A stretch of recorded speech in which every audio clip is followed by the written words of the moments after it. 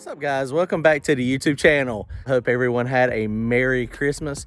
I just got over here to the shop over at B&K Performance, and I just dropped the door to the trailer, and you see it is still all decorated up from where we went to Cletus's race.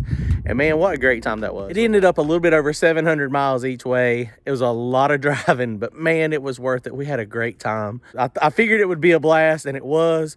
We also gained a few new subscribers, so that's awesome. We gained about 1,000 subs from being down there. I really appreciate Cletus, giving us a plug on his channel and letting us come hang out with him and race. It was fun. We did not have the fastest car there by any means. I think someone said that we were like the third or fourth fastest there, when we laid down our practice run, our just testing tune. So, but overall it was fun. We had a good time. I think this old girl, I think it can go 730s, honestly. Let me show you what we got going on today. We're gonna get these Christmas lights off and all the lights, get the lights back to Kelly so she can use them next year at the house. I'm gonna snatch the oil filter out. After we made that last pass, it was running fine, seemed like oil pressure was good. It was hot and it kind of drug down a little bit. It didn't seem like it wanted to crank. So we're gonna get it out. We're gonna cut the oil filter apart. I don't know how many of y'all ever cut oil filters apart, and we're just gonna look at it, make sure we ain't got no shiny bearing material in there. Let me show you what we got going on. Check it out, guys.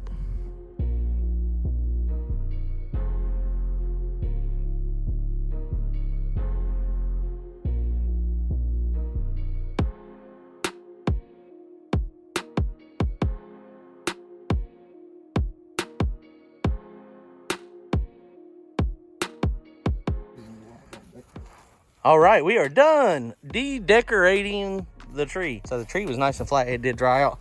The roof was caved in like crazy, and then all of a sudden it popped out by itself. So that's good though. So the roof is undamaged. Shoot, all these are just from where we put the hood and stuff on there, so that's not bad at all. Okay, so the car is good. So the thing I'm gonna do today real fast on this is I'm gonna take the oil filter off. It's pretty easy to get to. I'm gonna spin it off and cut it apart. Let me show you how I cut it apart. Sometimes you get big flakes in there, and sometimes you get like a powder in the oil, and it looks like metal flake. So we're gonna do that. We're gonna cut it apart, drain the oil out of it, and hopefully everything looks good. And then if everything looks good and there's no stuff in the actual oil filter, then we'll try to crank this thing up and see what it does.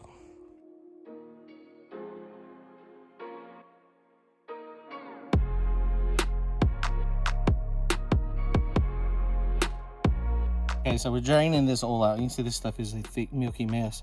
And the only oil you're gonna get out, you're only gonna get the oil out of the center here.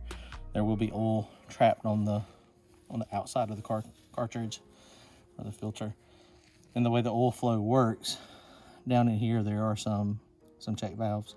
Basically it flows through here and goes around the outside edge, and then it gets filtered, and then it comes back up through the middle.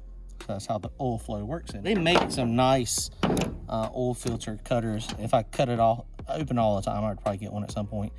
But this is sheet metal, so it's usually not too bad to actually do. You can see you dent it pretty easy. I mean, everybody's done that before, but it's really tough right in here. So I usually come up here and dent it on the wood down here real fast. Pop the hole in it just in the side there, and it's going to drain a little bit there, but it's not going to be enough to really matter. But basically the material is down in here, and I've heard of people using sawzalls and different cutters, but there's a chance you might get some material down in there. You might not realize what's what. So I just use 10 snips, and usually just put it in there and then just walk your way around.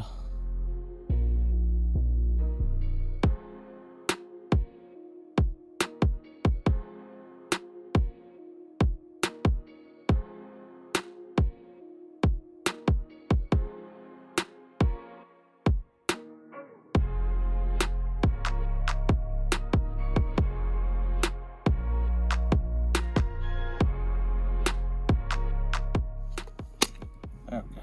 I was about to slice open my hand here.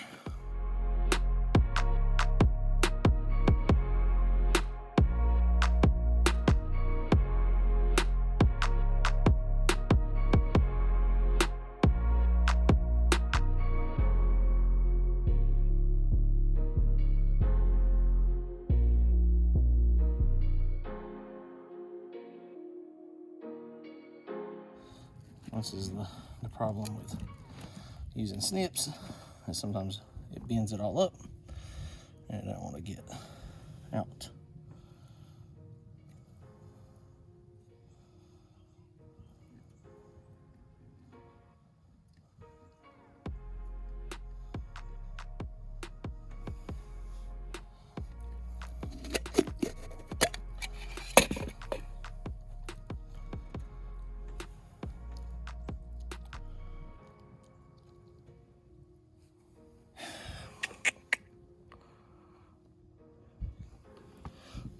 So if you look down in here,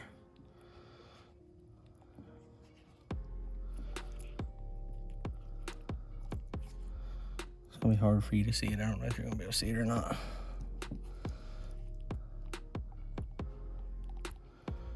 There are flakes in there. So we have started eating a bearing.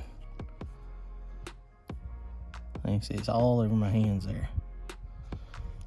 Now there again, this filter has been in here for a little while, but after that last pass, it was kind of hard to start over. And so when it was hard to start, anytime it gets hard to start, there's a good picture. That is bad. That is real bad.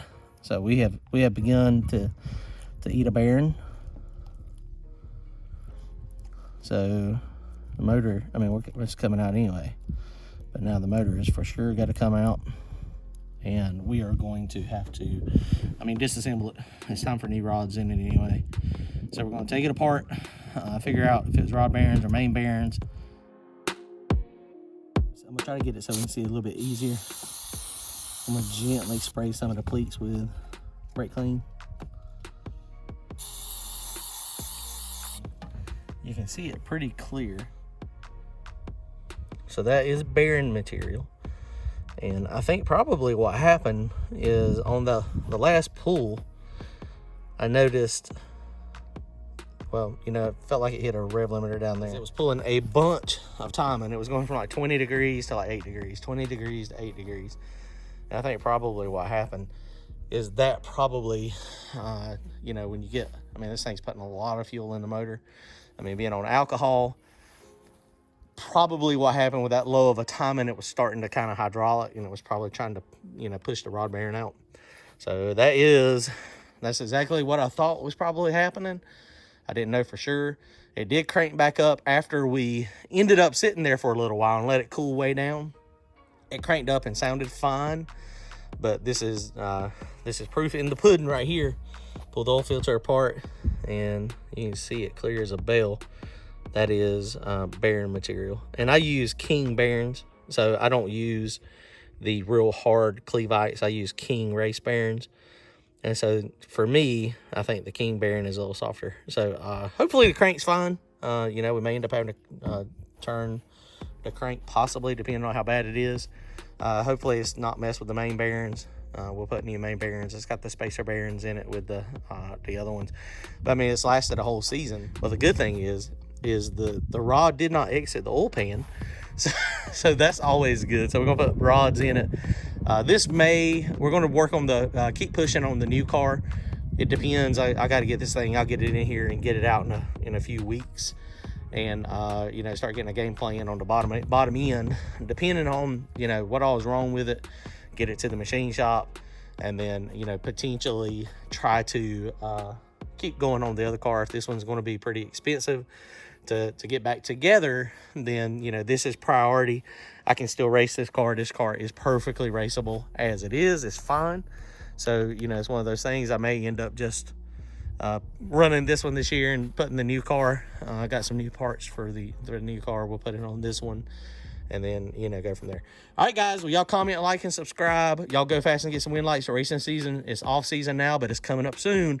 So let's get this thing apart, get it in the shop, get the motor tore apart, and see what we can see in the bottom end.